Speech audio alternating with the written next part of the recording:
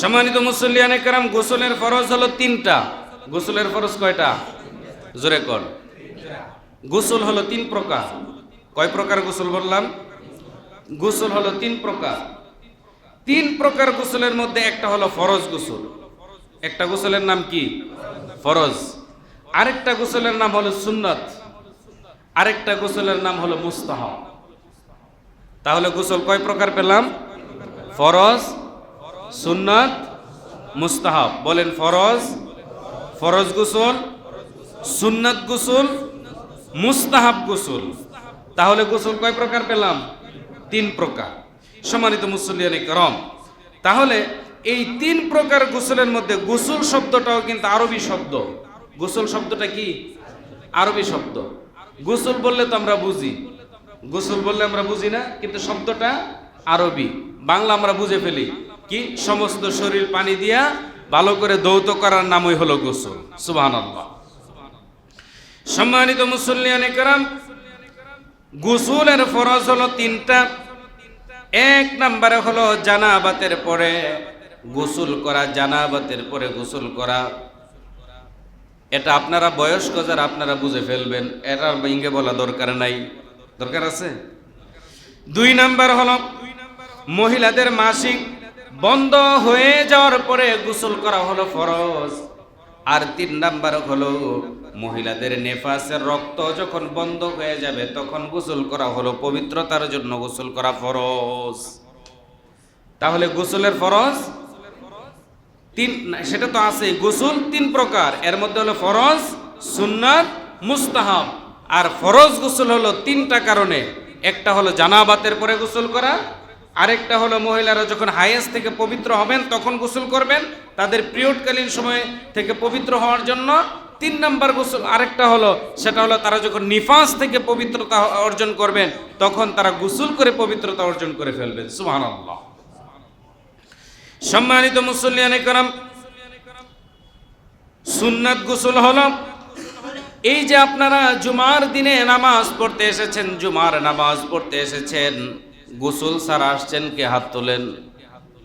গোসল ছাড়া কেটে আইছেন? গোসল ছাড়া আইছেন কেউ? তো সবাই তো হাত, কেউ তো হাত তুললেন না। তার মানে বোঝা গেল যে আপনারা গোসল কইরেই আসছেন। সুবহানাল্লাহ কন্যা বলেন না সুবহানাল্লাহ। তাহলে এই যে যেই গোসলটা করে আপনারা এখানে জুমার নামাজ পড়তে এসেছেন, এই গোসলের নাম কি? সুন্নাত। বলেন এই গোসলের নাম কি? তাহলে জুমার নামাজ পড়তে আসার জন্য যদি কেউ জুমার দিনে গোসল করে, এই গোসলটা হলো সুন্নাত গোসল। সুবহানাল্লাহ। তারপরে আপনারা ঈদের নামাজ পড়েন বছরে কয়দিন? কয়দিন পড়েন? 2 দিন। 2 ঈদের নামাজের পূর্বে যে গোসলটা আপনারা করেন ওই গোসলটাও হলো সুন্নাত গোসল। ওই গোসলটার নাম কি? সুন্নাত গোসল। সম্মানিত মুসল্লিয়ানে কেরাম, এরকম ভাবে অনেকে হজ এবং উমরা করতে যায়, যায় কি যায় না? হজ এবং উমরা করতে যারা যায়, হজ এবং উমরা করার জন্য হাজী সাহেবদেরকে আরাফার দিনে দুপুরের পূর্বে গোসল করা, এটাও হলো তাদের জন্য সুন্নাত গোসল।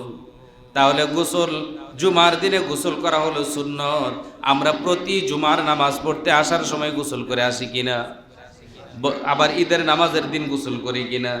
তাহলে এই দুইটা সুন্নত আমরা সবাই পালন করি। কিন্তু যারা হজ এবং উমরা করতে যায় তারা হজ এবং উমরা এহরামের কাপড় পরার আগে যদি গোসল করে সেটাও সুন্নত। সুবহানাল্লাহ কোন। সম্মানিত মুসল্লিয়ানে কেরাম, তাহলে সুন্নাত গোসল পেলাম। বাকি রয়েছে কোনটা? বাকি রয়েছে কোনটা? কথা কয় না। বাকি রয়েছে কোনটা? কেউ যদি জুমার নামাজের পরে গিয়ে গোসল করেন কোনো ময়লা টয়লা বা কোনো কিছু থেকে পবিত্র হওয়ার জন্য, এটার নাম মুস্তাহাব।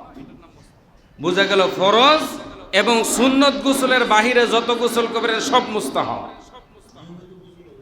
জি, নিয়মিত যেই গোসলগুলো আপনারা প্রতিদিন করেন এগুলো কি? মুস্তাহাব।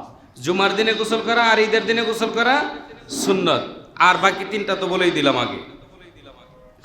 সম্মানিত মুসল্লিয়ানে কেরাম, গোসলের ফরজ হলো তিনটা। গোসলের ফরজ কয়টা? গোসলের ফরজ কয়টা? তিনটা। এক নম্বরে হলো কুলি করা। এক নম্বরে কি? কুলি করা। যদি কেউ রোজা না থাকে তাহলে একেবারে ভালো করে গড়গড়ার সাথে কুলি করা, নাকের মধ্যে পানি দেওয়া। 2 নম্বরে কি? 2 নম্বরে কি? নাকের মধ্যে এটা কি গোসলের ফরজ।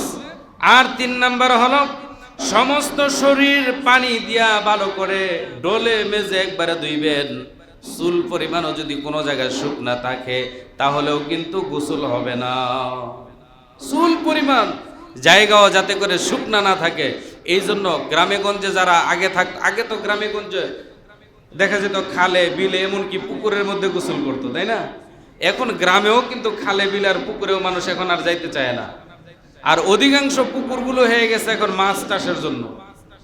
আগের পানি ভালো ছিল, পুকুরের পানি নিয়ে রান্না করতো, আমরাই তো ছোটবেলা দেখেছি, খাইতো। হ্যাঁ, আমরা দেখছি যে বিলের পানি এনে খাওয়া হতো, কিন্তু এখন ওই সমস্ত বিল নোংরা হয়ে গেছে, খাল ভালো নেই আগের মতন যে ওই পানি ব্যবহার করবে। এখন একেবারে অতল তলদেশ থেকে পানি উঠানো হয় সাবমার্সিবলের মাধ্যমে, ঠিক কিনা বলেন সম্মানিত মুসল্লিয়ানি کرام? তাহলে গোসলের ফরজ হলো 3টা: কুলি করা, নাকের নরম জায়গা পর্যন্ত পানি পৌঁছানো, আর সমস্ত শরীর ভালো করা, ধৌত করা। এই 3টা হলো গোসলের ফরজ।